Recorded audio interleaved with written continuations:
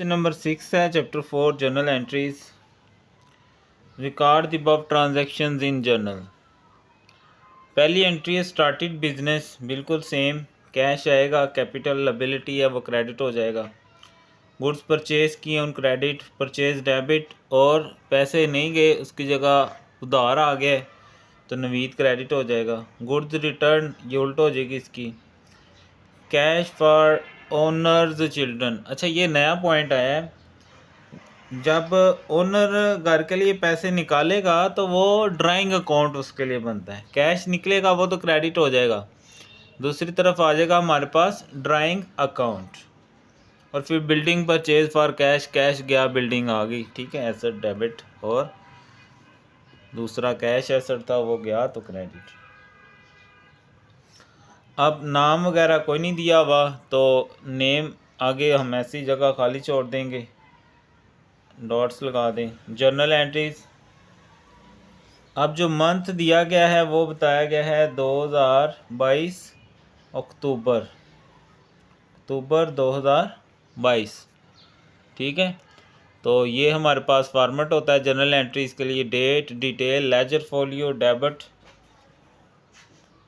Rupees और credit rupees, ठीक है, RS। तो सबसे पहले जो हमारे पास आ गया started business with cash, with capital, cash ही होता है, ठीक है। 2022 अक्टूबर 1, तो कैश अकाउंट डेबिट और कैपिटल अकाउंट क्रेडिट। कितने से है जी? 6 लाख रुपए से। ज़रूरी नहीं पेपर में यही रकम आए, मेन चीज़ आपने बच्चों कंसेप्ट लेना है। पेपर में कोई भी सवाल किसी भी तरह की अमाउंट आ सकती है। जैसे देखो ना, आपको जमा करनी आती है तो जो सी मर्ज़ी रकम आपको दे दी जाए आप कर लोगे, ठीक है। तो इसकी नरेशन क्या लिखेंगे जी? बिजनेस स्टार्टेड विद कैश, ठीक है। बिजनेस स्टार्टेड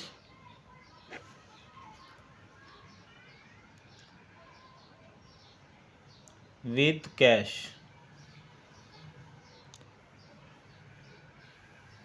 ये आ गया। सेकंड है purchase goods on credit from Naveed. Naveed से हमने चीज़ें खरीदी हैं उधार। डेट है अक्टूबर 5। तो जब हम कोई चीज़ परचेज करते हैं गुड्स तो उसके लिए परचेजिज अकाउंट होता है हमारे पास, परचेजिज अकाउंट डेबिट। अब चूँकि कैश नहीं गया बल्कि उधार लिए हैं, तो जब हम उधार लेते हैं तो उस बंदे का नाम लिखते हैं जिससे उधार, क्योंकि वो हमारी लायबिलिटी है। और जब लायबिलिटी इंक्रीज़ होती है तो वो क्रेडिट करते हैं। ऊपर वाली रकम डेबिट होती है और नीचे वाली क्रेडिट। नवीद अकाउंट कितने से है? 60,000 रुपीज़, 60,000। और यहाँ क्या लिखेंगे? परचेज गुड्स ऑन क्रेडिट, ठीक है। परचेज्ड गुड्स ऑन क्रेडिट के उधार हमने चीज़ें खरीद ली हैं, ठीक है। नेक्स्ट है 10 तारीख, गुड्स रिटर्न टू नवीद। अब जो जब हम चीज़ें वापस भेजेंगे इसका मतलब है वो जो लायबिलिटी थी उतनी पैसों की वो तो ख़त्म हो गई ना, ठीक है। तो उतना लायबिलिटी कम होगी तो वो नवीद उतनी रकम से हो जाएगा डेबिट। पैसे देने थे ना, उसकी जगह चीज़ें वापस दे दी, उतना वापस हो जाएगा। उसकी जगह अब ये भी नया है, मेरा ख्याल है पीछे नहीं आया था। जब हम कोई चीज़ खरीदी हुई वापस करते हैं तो उसके लिए हमारे पास अकाउंट होता है परचेजिज रिटर्न अकाउंट। परचेजिज यानी इसकी उल्ट हो गई है, परचेजिज रिटर्न अकाउंट। कितने से है? 2000 से। और नरेशन क्या लिखेंगे? Goods return to Naveed. Goods return, आप अपने अल्फाज में भी कुछ भी लिख सकते हो, ठीक है, टू नवीद।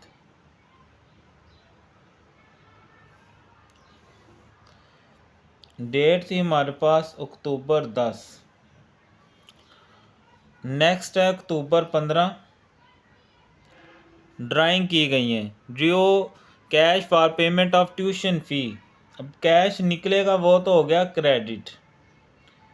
तो बच्चों जब पर्सनल यूज़ के लिए हो, ओनर या मालिक के लिए हो, घर के लिए, तो उसके लिए हम अकाउंट बनाते हैं ड्राइंग अकाउंट, ठीक है। उसके लिए हमारे पास अकाउंट होता है ड्राइंग अकाउंट। ड्राइंग का मतलब पैसे निकाल लिए 2000 रुपये, ठीक है। तो यहाँ ये क्या किया गया है जी? Tuition fee of owner's children paid, ठीक है। उसके बाद है हमारी 20 तारीख।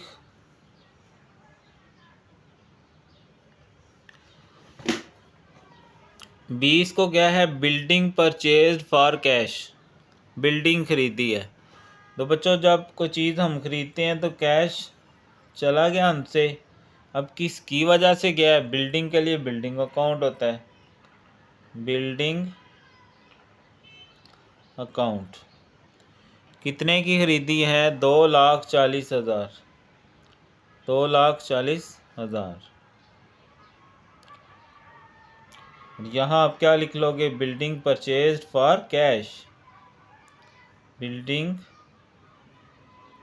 परचेज्ड फॉर कैश, ठीक है। लें जी, ये सवाल हो गया हमारा पूरा। सबसे पहले बिजनेस स्टार्ट हुआ, उसकी एंट्री कैश आया, कैपिटल लायबिलिटी बन गई। फिर चीज़ें खरीदी, नवीद से परचेजेस डेबिट, और नवीद हमारी लायबिलिटी बन गई, वो क्रेडिट। फिर चीज़ें वापस की, Naveed debit, purchases return account बनता है इसके लिए। फिर ओनर के बच्चों के लिए फ़ीस के लिए ड्राइंग अकाउंट होता है, कैश निकल गया। फिर कैश किया, बिल्डिंग आ गई, ठीक है। ये था numerical problem number 6 accounting ICOM part 1 Suhail Afzal की बुक से, ठीक है।